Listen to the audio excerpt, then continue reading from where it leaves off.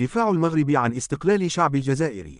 لقد تابعنا في فيديو سابق أن السياسة المغربية ترتكز على مجموعة من الأسس أبرزها وضوح الرؤية والاتزان، الواقعية ودعم الشركاء، التأني وعدم التسرع في اتخاذ القرارات، الاحترام المتبادل والشفافية. وهي سياسة متفردة في نهجها، متمسكة بثوابت اتسمت بها منذ ما يقارب 13 قرنا. ومن خلال هذا الفيديو، وبناء على هذه الثوابت التي تتسم بالوضوح، سترون موقف المغرب اتجاه الاستعمار الفرنسي للجزائر.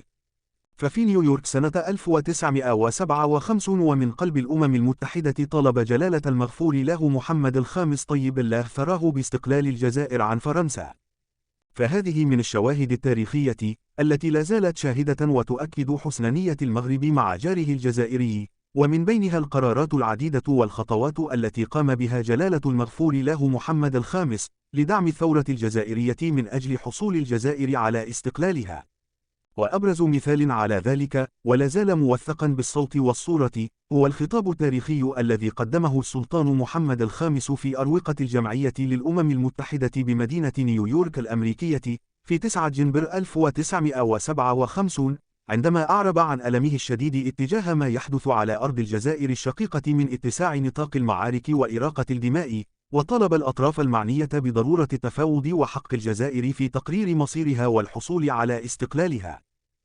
بيد أن مما يؤسف له أن هناك أقطارا لا يسود فيها السلم والأمن، ويؤلمنا ألما شديدا أن تجري في أرض جاراتنا الجزائر الشقيقة معارك يتسع نطاقها يوما بعد يوم، وما أشد رغبتنا في أن تباشر مفاوضات بين جميع من يهمهم الأمر لتسوية النزاع القائم تسوية تتفق وميثاق الأمم المتحدة الذي يعترف للشعوب بحق تقرير مصيرها.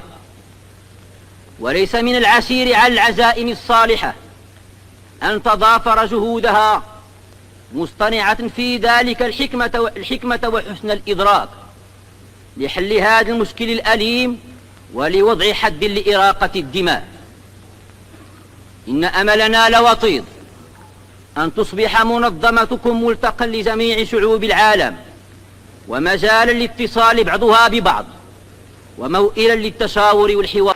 ويعتبر هذا الخطاب تاريخيا على اعتبار أن السلطان محمد الخامس كان أول زعيم عربي يقدم خطابه أمام الجمعية العامة للأمم المتحدة باللغة العربية.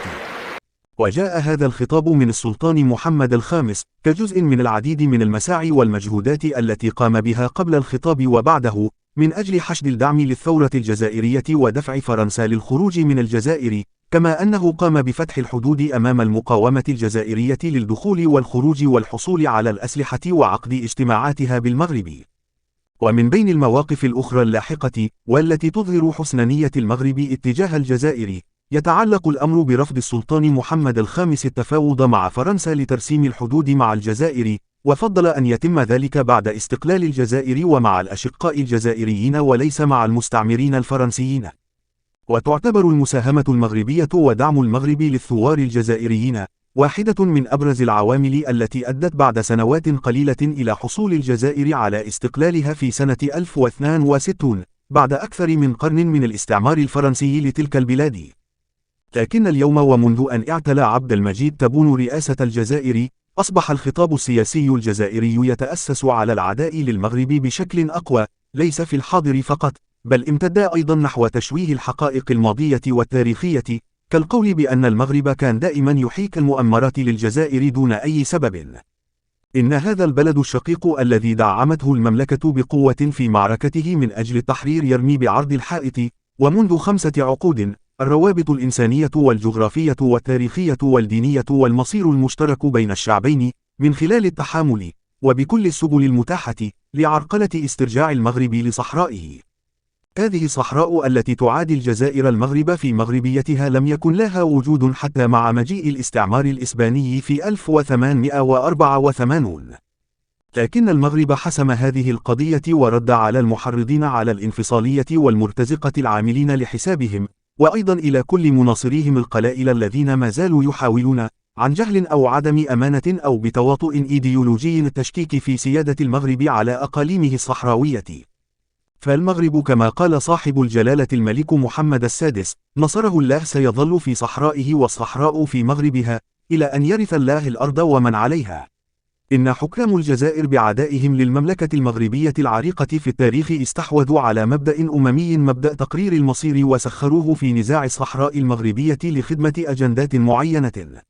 ومن أبرز العبر التي يمكن أن نستخلصها من هذا النزاع الإقليمي هو كون قضية الصحراء لم تكن لتوجد يوما لو أن الجزائر كانت جارا سلميا متشبثا بقيم حسن الجوار ووافيا لها.